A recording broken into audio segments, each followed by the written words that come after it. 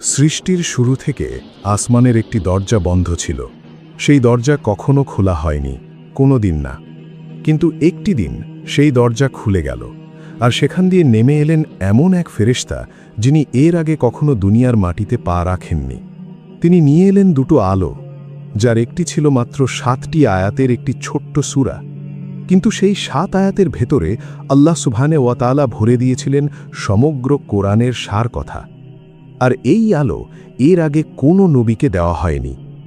কখনো না খোলা একটি দরজা কেন খুলে গেল শুধু এই সূরার জন্য? মাত্র 7টি আয়াতে এমন কি আছে যা এত বিশেষ? কেন আল্লাহ এই সূরাকে বললেন উম্মুল কোরআন, সমগ্র কোরআনের মূল?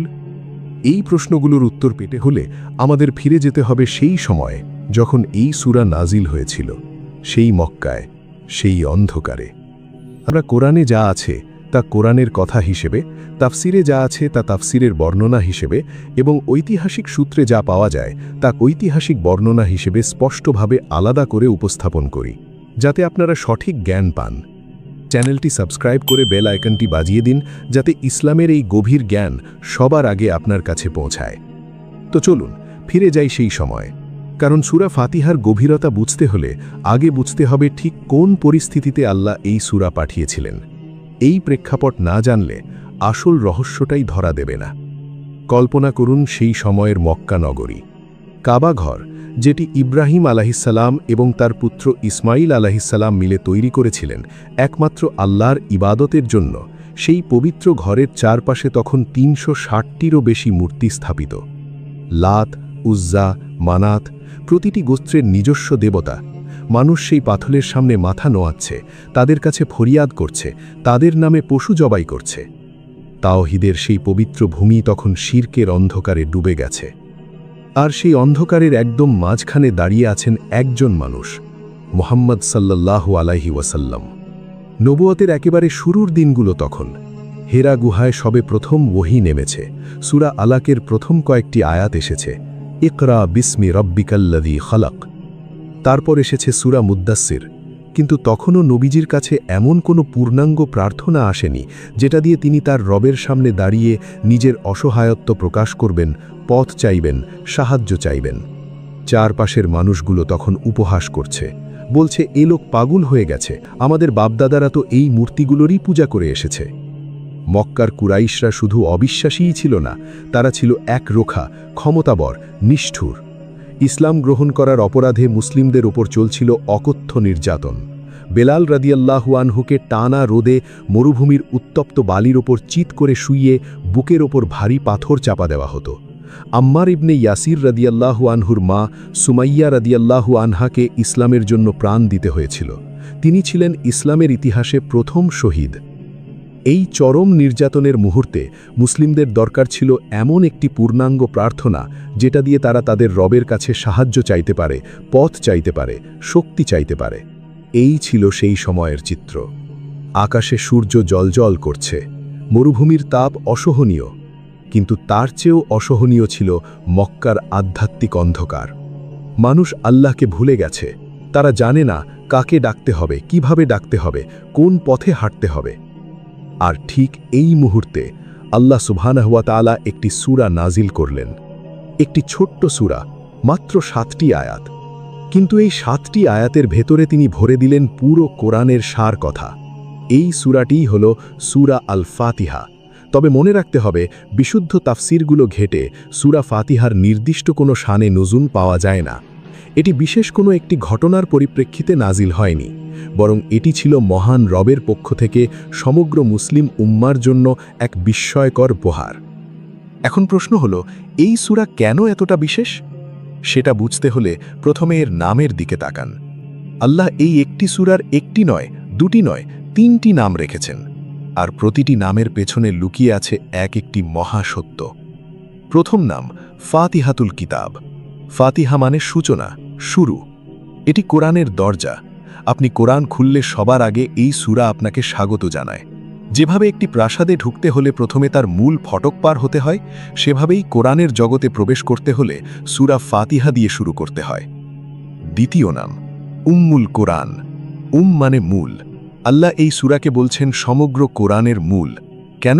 কারণ এই সূরার ভেতরে লুকিয়ে আছে সমগ্র কোরআনের মূল বার্তা। তাওহীদ আছে, রিসালাত আছে, আখিরাত আছে, ইবাদতের নির্দেশনা আছে, হিদায়াতের আকুতি আছে। বাকি ১১৩টি সূরা আসলে এই সূরারই বিস্তারিত ব্যাখ্যা, এই সূরারই সম্প্রসারণ। এই জন্যই নামাজে সূরা ফাতিহার পর আলাদা করে আরেকটি সূরা মিলিয়ে পড়তে হয়, কারণ সেগুলো ফাতিহায় যা সংক্ষেপে বলা হয়েছে তারই বিস্তৃত রূপ। তৃতীয় নাম আস-সাবউল মাসানি, অর্থ বারবার পাঠ করার ৭টি আয়াত। আপনি কি কখনো হিসাব করেছেন জীবনে কতবার এই সূরা পড়েন?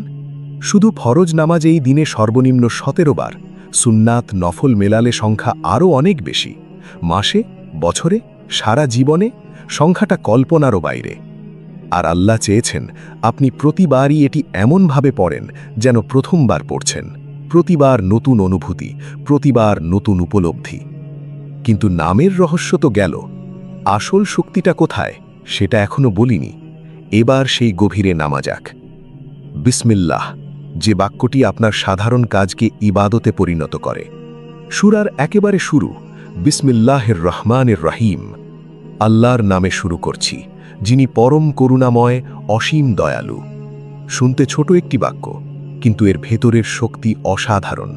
আপনি যখন কোনো কাজের শুরুতে বিসমিল্লাহ বলেন, তখন আসলে কি ঘটে? আপনি আল্লাহর সাথে নিজেকে সংযুক্ত করে ফেলেন। সেই মুহূর্তে আপনার কাজটি আরেকটি সাধারণ দুনিয়াবি কাজ থাকে না, নেকির খাতায় জমা হতে শুরু করে। খাওয়া, পড়া, ঘুমানো, কর্মস্থলে যাওয়া, যে কোনো কাজ বিসমিল্লাহ দিয়ে শুরু করলে সেটি ইবাদতের মর্যাদা পায়। এবার আসুন রাহমান ও রাহিম শব্দ দুটিতে। দুটোই এসেছে আরবির রাহাম থেকে।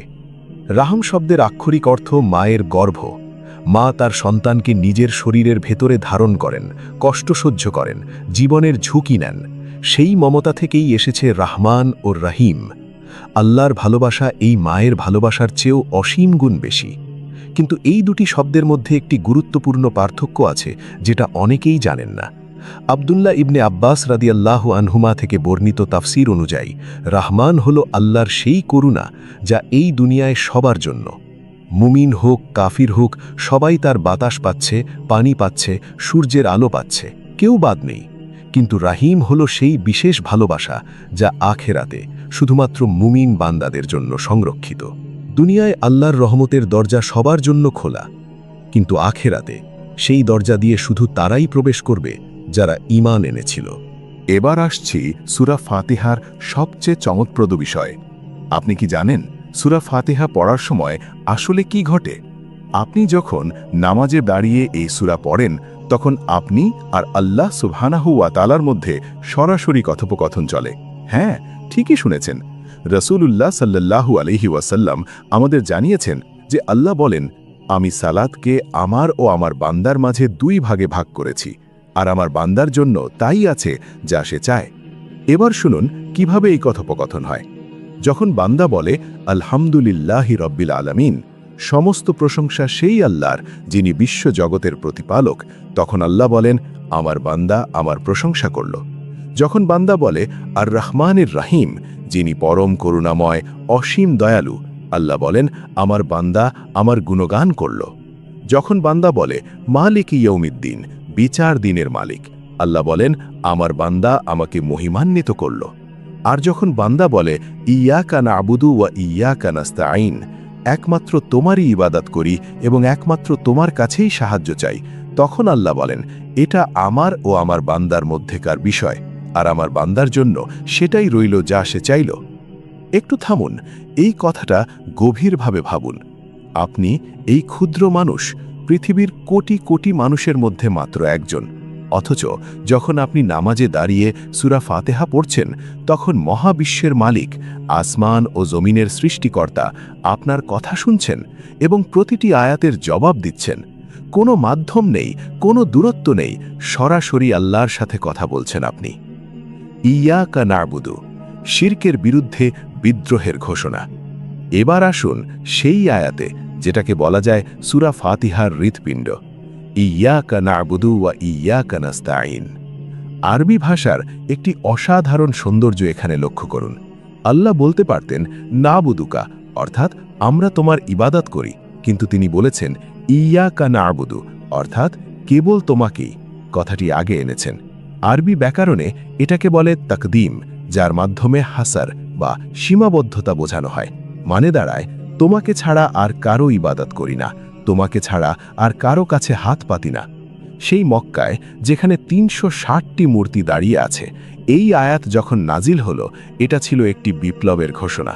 সমস্ত শিরক, সমস্ত মিথ্যা উপাস্য, সমস্ত ভুয়া ক্ষমতার বিরুদ্ধে স্পষ্ট ঘোষণা, কেবল আল্লাহ ছাড়া কারো সামনে মাথা নত হবে না। আর ইবাদত শব্দটির গভীরতা বুঝুন। এর অর্থ শুধু নামাজ পড়া বা রোজা রাখা নয়। ইবাদত মানে হল চরম বিনয় ও ভক্তির সাথে আনুগত্য করা। আল্লাহ যা করতে বলেছেন তা মেনে নেওয়া, যা থেকে নিষেধ করেছেন তা থেকে বিরত থাকা, জীবনের প্রতিটি ক্ষেত্রে। এবার শুনুন সূরা ফাতিহার শেষ ৩টি আয়াত। এই আয়াতগুলো আমাদের সামনে একটি আয়না ধরে দেয়। ইহদিনাস সিরাতাল মুস্তাকিম, সিরাতাল্লাযীনা আনআমতা আলাইহিম গায়রিল মাগদুবি আলাইহিম ওয়ালাদ-দাল্লিন। অর্থাৎ আমাদের সঠিক পথ দেখাও, তাদের পথ যাদের তুমি নিয়ামত দিয়েছ, তাদের পথ নয় যাদের ওপর তোমার ক্রোধ নেমেছে, আর তাদের পথও নয় যারা পথভ্রষ্ট হয়ে গেছে। আল্লাহ এখানে সমগ্র মানব জাতিকে ৩টি দলে ভাগ করেছেন। তফসিরে তাবারি ও তফসিরে ইবনে কাসিরে এই ৩ দলের পরিচয় বিস্তারিতভাবে দেওয়া হয়েছে। প্রথম দল নিয়ামতপ্রাপ্ত, সিরাতে মুস্তাকিমের পথিক, যাদের কাছে সঠিক ইলম আছে এবং সেই ইলম অনুযায়ী তারা আমলও করে। নবী রসুলগণ, সিদ্দিকিন, শুহাদা এবং সালেহিন তারা এই দলে। ইব্রাহিম আলাইহিসসালাম, মুসা আলাইহিসসালাম, লুকমান আলাইহিসসালাম, আসহাবে কাহাফের সেই দুঃসাহসী যুবকেরা, তারা সবাই এই পথের পথিক ছিলেন। দ্বিতীয় দল, যাদের ওপর আল্লাহর গজব নেমেছে। তফসিরের বর্ণনা অনুযায়ী এরা হলো তারা যাদের কাছে সঠিক জ্ঞান ছিল, সত্যকে তারা চিনত, কিন্তু জেনে শুনে সেই সত্যকে অস্বীকার করেছে, বিকৃত করেছে, নিজেদের স্বার্থে ব্যবহার করেছে। এটা হলো সবচেয়ে ভয়াবহ অবস্থা, সত্য জানা সত্ত্বেও মিথ্যার পথে হাঁটা। তৃতীয় দল পথভ্রষ্ট। এরা হয়তো কিছু ধর্মীয় আচার অনুষ্ঠান পালন করে, কিন্তু সেটা সঠিক জ্ঞানের ভিত্তিতে নয়। আমল আছে কিন্তু ইলম নেই, নিজেদের মন গড়া পথে চলছে, আল্লাহ যা চেয়েছেন সেই পথে নয়। আর প্রতিদিন আমরা সর্বনিম্ন ১৭ বার আল্লাহর কাছে দোয়া করি, আমাকে প্রথম দলে রাখো, বাকি 2 দলের পথ থেকে বাঁচাও। কিন্তু প্রশ্ন হলো, আমরা কি সত্যি এই দোয়ার মর্ম বুঝে পড়ছি, নাকি মুখে মুখে পড়ে যাচ্ছি অথচ হৃদয়ের দরজা বন্ধ?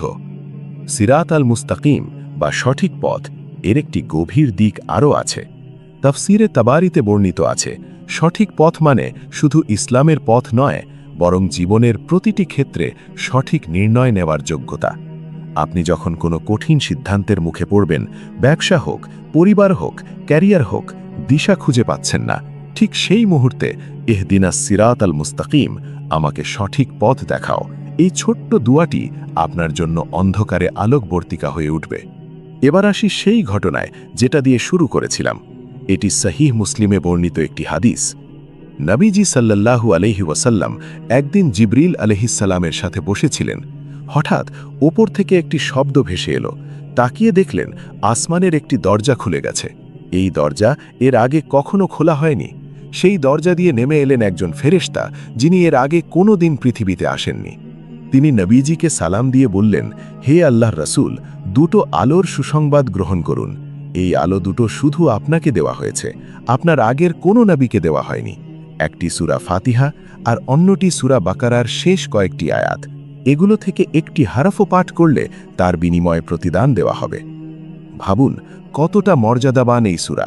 আল্লাহ একে আলো বলেছেন, নূর, আলো যা অন্ধকার দূর করে, আলো যা পথ দেখায়। আর এই আলো আগের কোনো নবীকে দেওয়া হয়নি। ইব্রাহিম আলাইহিসসালামকে না, মুসা আলাইহিসসালামকে না, ঈসা আলাইহিসসালামকে না, কেবল আমাদের নবীকে দেওয়া হয়েছে। আর আমরা তার উম্মত হিসেবে এই আলোর উত্তরাধিকারী। তাহলে আজ আমরা কি শিখলাম? সূরা ফাতিহা কোনো সাধারণ সূরা নয়, এটি সমগ্র কোরআনের সার নির্যাস। মহান রবের পক্ষ থেকে এই উম্মতের জন্য এক অতুলনীয় উপহার। এই সূরা আমাদের শেখায় আল্লাহকে কিভাবে চিনতে হয়, কিভাবে তার প্রশংসা করতে হয়, কিভাবে তার কাছে সাহায্য চাইতে হয়। এই সূরা আমাদের সামনে 3টি পথ রেখেছে, আর আমরা কোন পথে হাঁটব সেটা আমাদের নিজেদেরই সিদ্ধান্ত। তাই পরের বার যখন নামাজে দাঁড়াবেন, সূরা ফাতিহার প্রতিটি শব্দ হৃদয় দিয়ে অনুভব করবেন। মনে রাখবেন, আল্লাহ আপনার প্রতিটি আয়াতের জবাব দিচ্ছেন। আপনি বলছেন আলহামদুলিল্লাহি রাব্বিল আলামিন, আর আল্লাহ বলছেন আমার বান্দা আমার প্রশংসা করল। এই অনুভূতি নিয়ে নামাজ পড়তে পারলে আপনার নামাজ আর কোনোদিন আগের মতো থাকবে না। পরের পর্বে আমরা সূরা ফাতিহার প্রতিটি আয়াতের আরও গভীরে ঢুকব। এমন কিছু তথ্য সামনে আসবে যা শুনলে আপনি সত্যি অবাক হবেন। আল্লাহ আমাদের সবাইকে সিরাতুল মুস্তাকিমের ওপর অটল রাখুন। আমিন।